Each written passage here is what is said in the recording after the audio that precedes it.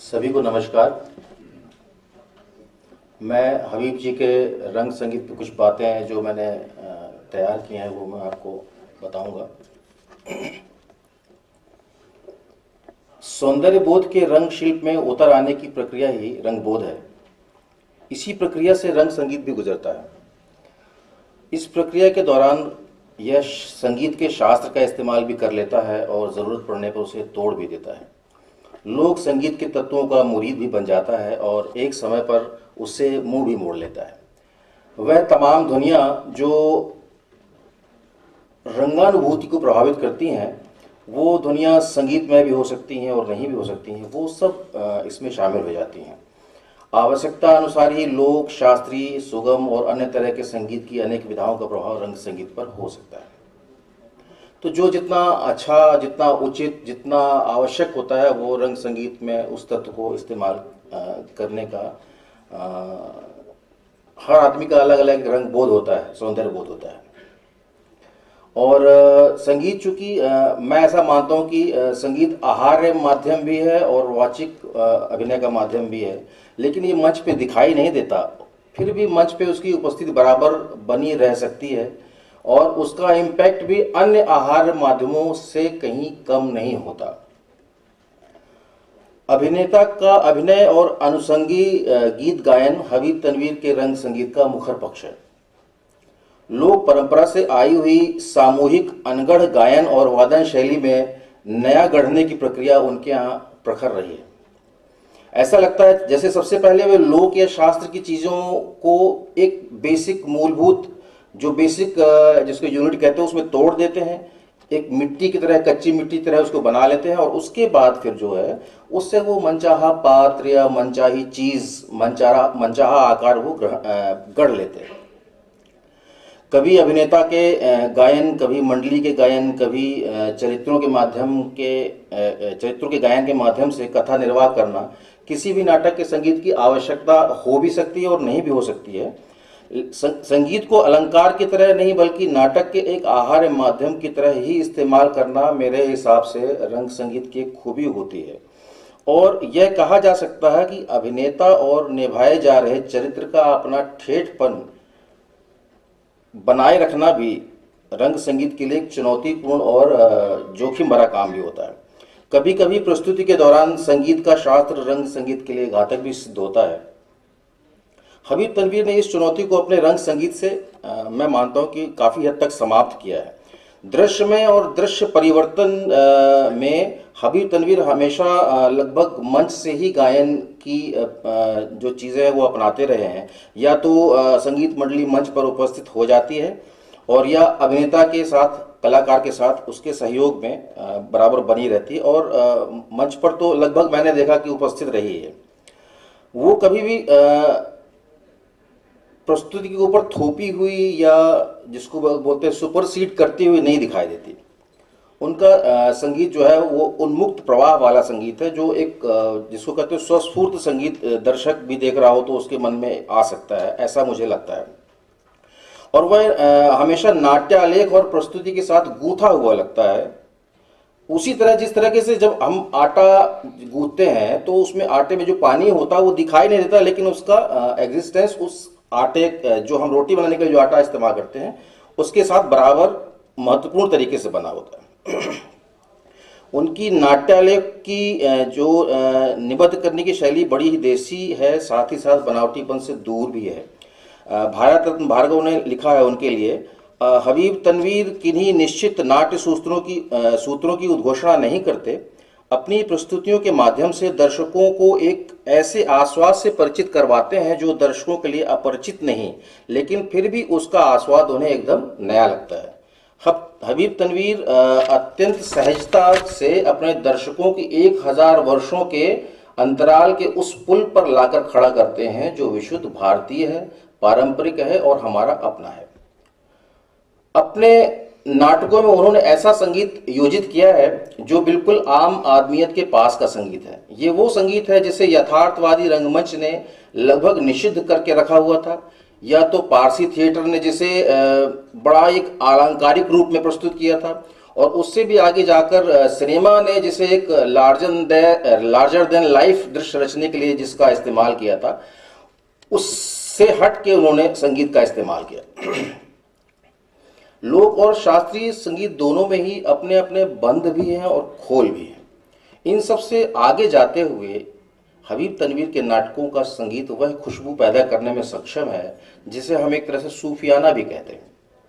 इसमें गीत और धुन दोनों बराबरी का दर्जा रखते हैं और बराबर की धार भी रखते हैं। उनके दल में लोक कलाकारों की बहुतायत के कारण उनके जो रंग संगीत है, जो अदायगी है, उसमें हमेशा एक खाँटी लोकपना जिसको हम बोलते हैं वो विद्यमान रहा है।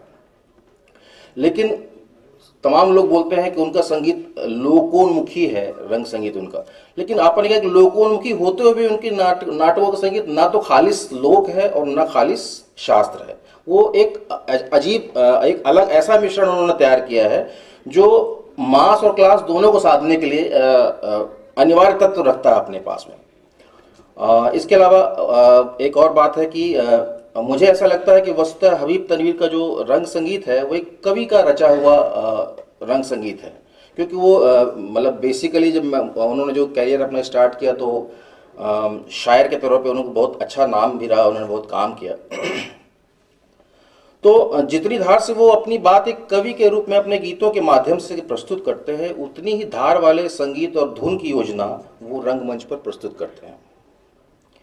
इस व्यापार में वो सरलता और क्लिष्टता का उतना ही अनुपात रखते हैं जो सर्वसाधारण के लिए ग्राह्य हो और जिसके संप्रेषण में लोक जैसा बहाव हो, और साथ ही साथ शास्त्रों के उन तत्वों का इस्तेमाल हो जो उस बात को, उस कथ्य को कहने के लिए जरूरी हो, लेकिन उन शास्त्र के तत्वों की क्लिष्टता कहीं उनके संप्रेषण में वो ना हो, मतलब बाधा ना बने। कई बार क्या होता है कि बहुत सुंदर कलात्मक क्लासिक थिएटर म्यूजिक जो होता है वो कभी कभी नाटक को खत्म कर देता है। जैसा कि मैंने पढ़ा है कि मिट्टी की गाड़ी का जो पहला उन्होंने शो किया था उसमें बड़ा क्लासिक किस्म का उन्होंने संगीत किया, बहुत सारे अलंकार इस्तेमाल किए, बहुत सारे क्लासिकल म्यूजिक के जो टेक्निक्स होती है उनको इस्तेमाल किया, लेकिन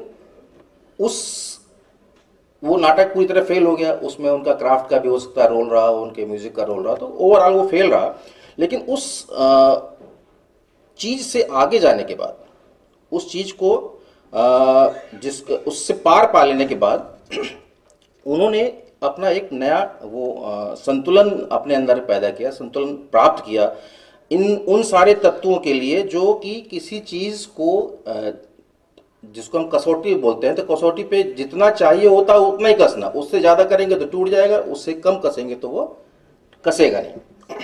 तो उन्होंने वो जो संतुलन था उसको अपने रंग संगीत और शिल्प में प्रमेय की तरह सिद्ध किया, मुझे ऐसा लगता है। जैसे बहुत सारे नाटकों को लोगों ने देखा होगा, एक मेरे को गाना याद आता है, आगरा बाजार में ककड़ी और तरबूज वाले का एक गीत है। आप देखिए कि तीन कैरेक्टर हैं, तरबूज वाला, ककड़ी वाला और वो लड्डू वाला। वो तीनों आपस में बात कर रहे हैं और लगभग उनकी धुन भी जो है वो लगभग एक ही जैसी है, पर थोड़ा सा ताल का वेरिएशन, थोड़ा सा कहन का वेरिएशन जो है वो उसको एक ऐसा बनाया था जैसे मैं शो देख रहा था तो मुझे लग रहा था कि मैं खुद ही एक तिल के लड्डू वाला पार्ट में कह रहा हूँ। तो ऐसा हुआ। ये शो मैंने 2005 में बॉम्बे में देखा था, पृथ्वी थिएटर में शायद। तो ये जो मतलब अपन इसको एक सूत्र वाक्य कह सकते हैं कि ये वार्तालाप करता हुआ गीत जो है ना, और ये वार्तालाप करता हुआ रंग संगीत ही उनका अभीष्ट रहा है। इस दौरान उन्होंने अपने तर्क भी गढ़े, अपने प्रस्तुतियों के माध्यम से उनको लोगों तक भी पहुंचाया, और इस संतुलन को अपने रचना कर्म में बनाए रखना जो है वो भी बड़ा महत्वपूर्ण कहा था। कई बार क्या होता है कि हम लोग एक किसी प्रस्तुति में संतुलन प्राप्त कर लेते हैं, लेकिन अगला फिर फेल, दूसरा फिर फेल। तो हर बार वो संतुलन बनाना जो है ना, एक किसी भी कंपोजर को, मतलब चूंकि मैं दिल से कंपोजर हूँ, म्यूजिक मैंने बहुत लंबे समय से अरसे से किया हुआ है, तो मुझे ये लगता है कि जो कंपोजर को जो बैलेंस चाहिए होता है, जो मास और क्लास दोनों को साधने के लिए, वो हबीब तनवीर ने बड़े अच्छे से किया। हालांकि उनका वक्त काफ़ी गुजरा उसमें, मेरे ख्याल से पहला नाटक उनका 52 या 53 के आसपास हुआ है, आगरा बाजार। 54। हाँ, और फिर उसके बाद चरण दास चोर जो है वो हाँ 73-74 में। तो उन्होंने वो संतुलन पाने के लिए उतना लंबा वक्त भी गुजारा है। तो एक तो हम लोगों के अंदर उतना धैर्य भी अब कम है कि उतना वक्त गुजार पाते हैं लोग संतुलन पाने के लिए। और लेकिन मुझे ऐसा लगता है कि जो उस संतुलन का साथ लेता है वो हबीब तनवीर हो जाता है उस थिएटर की दुनिया में दिखे हैं। तो